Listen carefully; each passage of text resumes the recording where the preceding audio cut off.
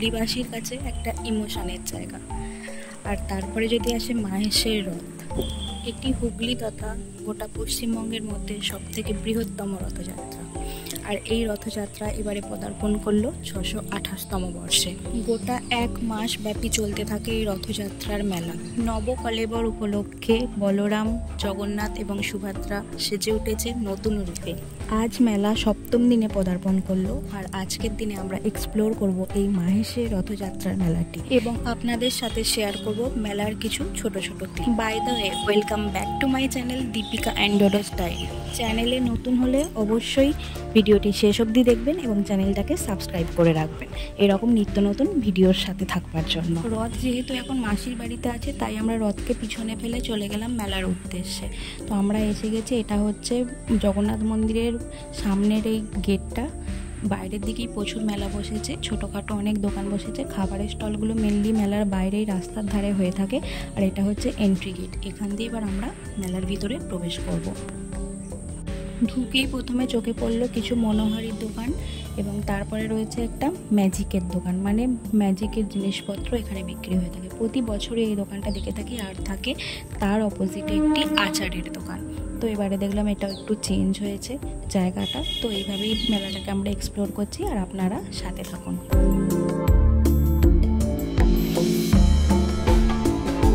প্রথমেই যে দোকানটা চোখে পড়লো, এটা হচ্ছে হরেক মাল 30 টাকার দোকান। এই দোকানে প্রত্যেকটা আইটেমই 30 টাকায় পাওয়া যাচ্ছে।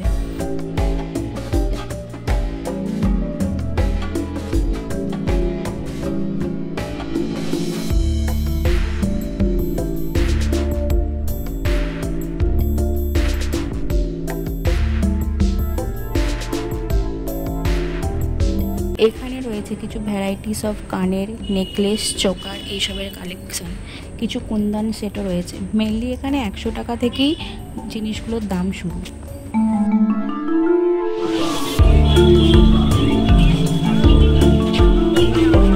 এইটায় রয়েছে কিছু বটলস এবং রান্নাঘরের কিছু প্লাস্টিকের আইটেমের দোকান। এখানে যেমন আইসক্রিম মোল্ডগুলোর দাম বলছিল 100 টাকা থেকে শুরু।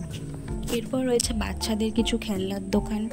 কি দারুণ দারুণ ডলগুলো ছিল, খুবই তো ভালো লাগছিল আমার। তারপর রয়েছে কিছু হেয়ার ব্যান্ড এবং ক্লিপসের দোকান। মেনলি 30 টাকা 40 টাকা এরকমই দাম ছিল। আমার তো প্রায় সবই ভালো লাগছিল, কোনটা ছেড়ে কোনটা নেব সেটাই ঠিক করে উঠতে পারছিলাম না।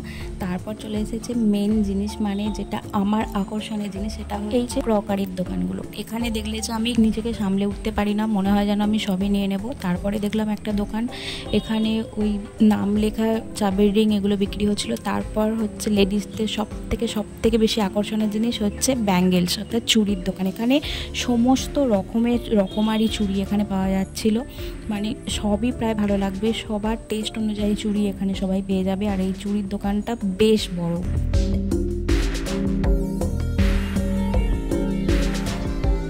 এরপর চোখে পড়লো একটা দোকান। এখানে ঠাকুর ঘরের সমস্ত সরঞ্জাম জিনিস এখানে পাওয়া যাচ্ছিল। যেমন পাওয়া যাচ্ছিল শিবলিঙ্গ, তেমনি পাওয়া যাচ্ছিল গোপালের পোশাক, তামা এবং পিতলের ঠাকুর ঘরের কিছু সরঞ্জামও এখানে পাওয়া যাচ্ছিল।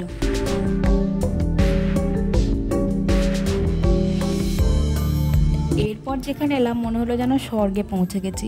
এত সুন্দর লাগছিল জায়গাটা। এটা কোনো দোকান নাকি কোনো বাগান, আমি নিজের চোখকেই নিজে বিশ্বাস করতে পারছিলাম না।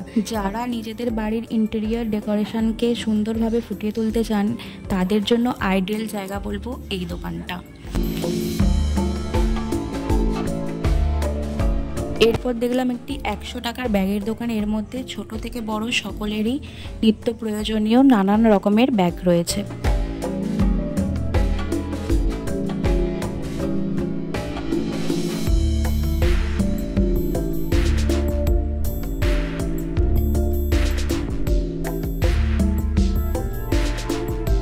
এই যে ঘুরতে ঘুরতে চলে এসেছি সেই আচারের দোকানটায়। প্রথমেই যখন বলছিলাম না একটা ঢুকেই আচারের দোকান থাকে, সেটাকে খুঁজে পাচ্ছিলাম না, এইবার পেয়ে গেছি।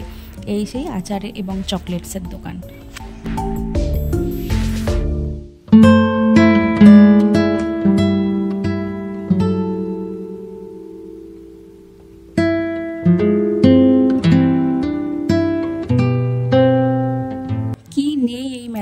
পর্দা থেকে শুরু করে মাটির জিনিস কিছুই বাদ নেই। আমি এই মাটির দোকানটা থেকে কিছু মাটির জিনিস কিনে নিলাম।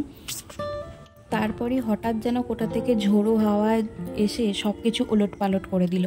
প্রচণ্ড পরিমাণে বৃষ্টি শুরু হলো এবং তখন মেলাতে আগত সমস্ত দর্শনার্থীরা ছুটে এসে জায়গা নিল এই খাবারের দোকানটাতে। কথায় বলে না, কারোর পৌষ মাস আর কারোর সর্বনাশ। বাকি দোকানগুলো যখন ঝাঁপ ফেলে দিয়েছে তখন একমাত্র একতা আশ্রয়ের জায়গায় এই খাবারের দোকানটা। তো যখন ঢুকেই পড়েছি, এখানে তো কিছু অর্ডার দিতেই হয়, তাই না? শুধু শুধু তো আর দোকানে বসে থাকা যায় না। তো আমরা এখানে দোকানে যতক্ষণ বৃষ্টি হচ্ছিল ততক্ষণ একটু বসে রইলাম এবং কিছু জিনিস আমরা অর্ডার করলাম। তো এখানে আমরা 1 প্লেট এগ চাউমিন অর্ডার করেছিলাম, যেটার দাম নিয়েছিল 80 রুপিস। আমার কাছে তো খুবই এক্সপেন্সিভ লাগলো জিনিসটা। আর অর্ডার করেছিলাম লোটে ফ্রাই, যেটার দাম নিয়েছিল 50 টাকা পিস। এটা তবু অ্যাভারেজ লেগেছিল। বৃষ্টি ছাড়তে আমরা বাকি মেলাটা এক্সপ্লোর করবার জন্য বেরিয়ে পড়লাম। তো এদিকে ছিল নাগরদোল্লা স্টলগুলো, আর এখানে ছিল চাওয়ালা এবং মকটেলের কিছু কাউন্টার ছিল এবং আইসক্রিমেরও কাউন্টার ছিল।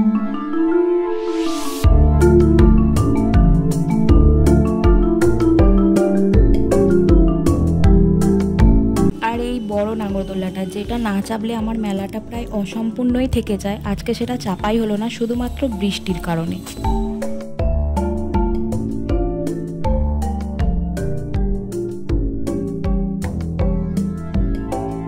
বাই দ্য ওয়ে, ভিডিওটা আপনাদের কেমন লাগছে অবশ্যই কিন্তু বলবেন। আমি প্রায় প্রত্যেকটা দোকানই কভার করার চেষ্টা করেছি। যারা দূরে থাকেন, যারা মাহেশ্বরত শুধুমাত্র ফোনে বা ইউটিউবে দেখে এসেছেন বা টিভির খবরে দেখে থাকেন, তাদের কাছে আমি এই মেলাটাকে সম্পূর্ণভাবে তুলে ধরার চেষ্টা করেছি। যারা কাছে থাকেন, যাদের কাছে সম্ভব হবে, অবশ্যই এই মেলাটা একবার ঘুরে আসবেন, কারণ এই মেলাটা 1 মাস ব্যাপী চলে, মানে আগস্টের 7 তারিখ অবধি এই মেলাটা থাকবে। আশা করি কেউ নিরাশ হবেন না।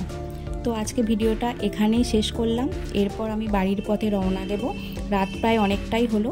আপনাদের যদি ভিডিওটা ভালো লাগে তো অবশ্যই লাইক করবেন, চ্যানেলটাকে সাবস্ক্রাইব করবেন, আর হ্যাঁ, যদি কিছু জানার বিষয় থাকে কমেন্ট করতে কিন্তু ভুলবেন না। বৃষ্টির মধ্যে রথটাকে কি অপূর্ব লাগছে, তাই না? চলুন তাহলে আজ এইটুকুই। টাটা।